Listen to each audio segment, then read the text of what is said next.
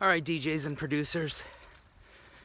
Was looking at my ad spend after about 9 months of essentially what is arguably the best way nowadays to take an art project or a music project or a business, small business, and point it towards your crowd so that the Facebook algorithm, AI, I guess, can take what you think to be your crowd and actually whittle that crowd down to your actual crowd. So for me as a DJ that makes, for lack of a better way of putting it, EDM, I asked Facebook to point my ads towards people who like EDC, because a lot of the artists that I was told I sound like actually are not targetable in Facebook. So a lot of other people said they have that problem too, but that I would be extremely surprised at how strong Facebook's algorithm is in targeting. So just do something more broad that's relevant to your scene, and Facebook will take care of the rest. So I had somebody, they didn't realize that I was not in a band. They thought I was in a band. So they said something to the effect of like target like Guitar Player Magazine or Alternative Press or whatever. So I basically just targeted EDC because, you know, I could target the blogs as well. You know, EDM.com, YourEDM.com, Dancing Astronaut, and all of those guys. But I left it at EDC because I just felt that was probably a good wide audience that is in the US and Mexico and other places as well. But I was thinking Orlando, Vegas, and Mexico. So the US and Mexico as good starting points considering where I'm at, which is Florida/Pennsylvania, and just take it from there. So that's been going good, but the thing about that is, as I build a fan base, I get frustrated at times because every creative kind of is doing their own thing, and I almost hate to say that we're all on a certain scale. I feel like because it's creative, there's multiple scales. Like a lot of people say, like, well, from 1 to 10, give me it on a scale from 1 to 10. Creatives, it's almost like think depth-wise as well. There's not just 1 to 10. Let's say there's 7 1 to 10s. You know, it's not just from left to right, but it's also from front to back. So it's depth. It's like looking at reverb on whatever that is, not a spectrograph, but whatever that chart is that shows the depth of reverb for producers. But anyways, so I started thinking, well, geez, it's hard to always feel good about the original music that I'm putting out because it is so different. And what has largely held me back in making a DJ mix is just that. It's like, as a producer, artist, as a brand, I do just fine building fans. But when it comes down to making a DJ mix, what am I gonna play? What tracks am I going to put next to mine that make any kind of sense? And with IO's recent passing, may he rest in peace, he was a great artist, by the way. And it was devastating to hear that. He and I actually, at one point, had a very similar sound and very similar branding, which I'm sure that there's clues to that. Not that John Digweed is IO or IO is John Digweed, but kind of that techno, progressive-ish realm of black. The branding is black, it's dark, it's nightclub, it's kitschy, artsy black. Pretty different than my branding right now.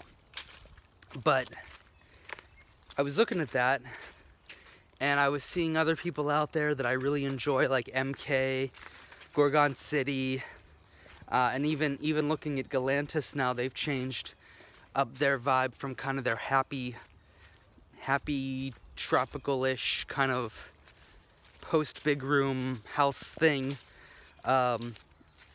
to kind of more of an underground house vibe with a little bit of their old kind of hints and flavors mixed in there, which is kind of where I guess I'm gonna head as well, at least to see if people respond to that. So it really got me on a path of like, well, if I'm spending money on ads and I'm a DJ and a producer with just about any sound out there doable, why limit myself? But then at the same time, maybe I should limit myself. And more so what I mean by that is like, what if I just made a decision to be less original and make it easy? Because it is agonizing to, at least for me as an artist, at times to be original. It's a lot of hard work, and sometimes the day just does not allow for it. There's just too much going on in the day, and you know, it's hard to be original. So, and if you're gonna put out an original thing, it should be good, obviously, and not rushed, you know, obviously. So why am I doing that and at times feeling the crunch on my own life and my own health, when I could be out there basically just doing techno, you know, or doing house, and just have branding, which only kind of really needs to be created once, and branding that is naturally there, like my tattoos, and doesn't look like it right now, but my funky hair, you know. I love throwing some bleach on my head and trying different colors out, and it's just the punk rock in me. It's just, you know, it's what I grew up with, it's what I know, that's what I actually like to do. I don't do it because I feel it helps my branding. That's who I am, that's who I'll always be. It just is what it is, you know. It's what happens when you listen to bands like Rancid and NoFX on repeat, as well as a million others, Less Than Jake, and, you know, being a young lad and having a crush on Gwen Stefani, and, you know, being an older lad and having a crush on the girl from the Interrupters. But anyways, you know, that's kind of my rock scene, and sometimes I wonder why I don't pursue that too. But yeah, you know, it becomes tricky because it's like with your ad spend, how the heck do you whittle down what to do about that? You know, if I were to make basic techno or basic house and have it be good, commercially competitive sounds, now I'm in a group and in a clique and riding the wave of a sound, a demographic, and targeting gets a lot easier at that point. So it's like, what do you do? What do you do? So I put a poll, like an answer question poll on my Instagram, and I need to check the results today. But when I looked last night, the crazy thing about it was I basically put a few different options. What do you guys want to see from me in the new year? Do you want to see straight up, you know, for lack of a better way of putting it, underground house vibes? You know, techie, tribally, funky, shuffle style house stuff. You know, you see all these guys and girls out there making videos on TikTok shuffling to essentially tech house, for me at least. Gorgon City, MK, like I was saying before, so that was one option. Should I kind of go down the path of people who really enjoyed my Skrillex remix or cover and do kind of like a future-based sound? Should I do techno, which I used to do anyways, so that really would not be a big deal at all. And, you know, I kind of have that branding anyways. That's sort of, I would do a very punk rock branding for that, because it comes naturally to me, and a lot of times in life I look that way anyways. So Think about the guys from Rancid playing techno, or Machine Gun Kelly, I guess if you wanted an update version of it, playing techno, or Youngblood playing techno, you know, just this punk rocky alternative looking guy doing techno. Or I think the last option I had was just continue doing what I'm doing, which is tropical vibes mixed in to house and bass music. Sometimes the house will be more underground, sometimes the house will be more commercially future kind of stuff like Don Diablo. Sometimes the bass will be future tropical, sometimes the bass will be a basic raunchy, filthy dubstep track with tropical elements in there. And lo and behold, everybody wants more original stuff, house and bass with tropical elements put in there. Which is good news in a way, because nobody else is doing that. You know, at least not that I've found yet. There's very few people out there who have a similar branding to me and or a similar sound, which is good in some ways, but in other ways it's very dangerous. I have no crew. I have no, you know, I'm not in with a crew, so I'm, you know, it's like I'm gonna have to form my own. And as I refer back to often, like a Birdhouse thing. You know, I love their idea. I've had similar ideas since Birdhouse has come out and before Birdhouse had come out, but it's just, it takes money, you know, it takes money, so what can you do? But, you know, and connections, which I had neither, because I was too busy paying expensive Miami rent, thinking that I could juggle it all, and that was a young man's foolish game. So, you know, you downsize, you pinch pennies, and then you start to see, wow, music becomes a lot easier when you just don't have such high rent and you don't, you know, do certain things. So, the point of all this is it's like the original stuff, I'm more than happy to continue that. I love it. It's just, I don't know what I'm going to do about making a DJ mix that way, and I don't know what I'm going to do about maximizing that, because unlike making underground house and then targeting MK and targeting Gorgon City and sending them the track and sending their managers and booking agents my tracks and profile, I'm kind of on an island, you know, and it's tricky because people like it, they do.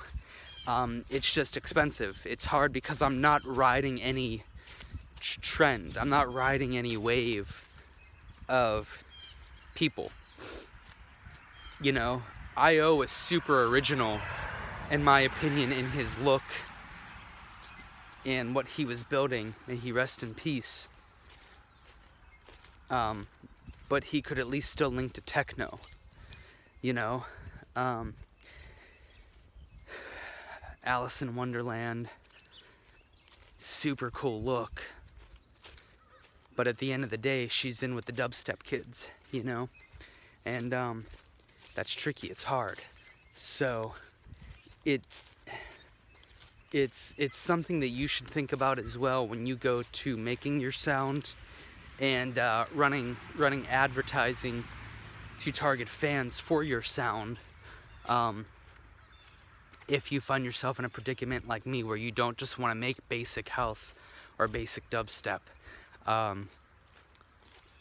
So it's something to think about with your stuff, and you're probably going to have to spend some money to find out. You're probably going to have to possibly even waste some money to find out, and you have to be okay with that, you know, or don't be okay with it and essentially, wow. Do you ever have one of those moments where, like, your bank of acid that you did in your life kind of comes back? That definitely is happening right now with my eyes in the clouds. It's so weird. It looks like they're going and they just won't stop. It's so weird. Exercise is fun sometimes. So yeah, guys, just think about that. Think about what you would do in this situation. Think about if you're in a similar situation. But the only thing that I've found to come to definitive answers, just like with food you've never tried before, you have to try it. You know, don't sit there and say I don't like it and wrestle with the idea for an hour and let everything get cold. Instead, take a small spoonful, try it, see if it works. Usually a small spoonful of ads isn't enough to really decide. And that's where this gets dangerous, is it isn't like taking a free spoonful of food or risking $15 in one dinner on a new restaurant. It's just one night, it's just one dinner. Try the new restaurant and see. You know, to really get a good answer, I think you'd have to do what I did, which is run probably a 9-month or so experiment where you're pointing ads towards people that are likely to like this sound, or at least somewhat likely to like this sound, and look at their feedback. And some of it's downright awful and mean. And other times, and in my case, most of the time, people are perceptive to it and they like it. It's just sometimes it gets expensive and it gets exhausting, and you just think to yourself, man, if I'm able to do this original sound, I could surely go back to techno and or house and just be in the pack. But sometimes being in the pack, there's danger there, because as a scene kind of dies, if you don't pivot with the market, which I think our best example of that is Tiesto, you can get into trouble.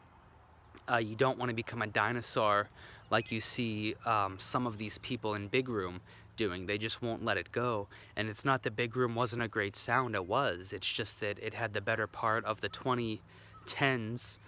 You know, I'd say probably about 2011, 2010 up to 2017-ish, give or take. And it rolled the main stage. But as that sound went away, because other, you know, things evolve in music, and people don't want to just listen to Big Room forever, just like they don't want to listen to hair metal, 80s rock forever, or punk forever, or hip-hop forever. Other trends kind of come in and creep in. You have to be able to pivot with the market. You know, otherwise you kind of stay behind with your sound, and that's that. And it's hard to know what to do when you're not in the market. You're kind of off doing this original sound to the side, and people like it and respect it, but no one actually wants to play with you. So it's weird. I don't know. It's tricky. But the end result is spend the money on the ads, spend the money on finding out if people like this, and then take it from there, you know? And take even the harsh criticism sometimes and see if there's something to it. So what I mean is, like, not the one answer things like lame, but like the one sentence things like, this is trash, you need to learn how to mix. Well, everything is trash at first when you don't know fully what you're doing, but there was a valuable thing there. It says you need to learn how to mix. It's a little direct, it's definitely harsh, but do you? Maybe you could work on your mixing skills for the next 2 or 3 months, and which I have free courses for that right on this YouTube that could help you. So think about these things and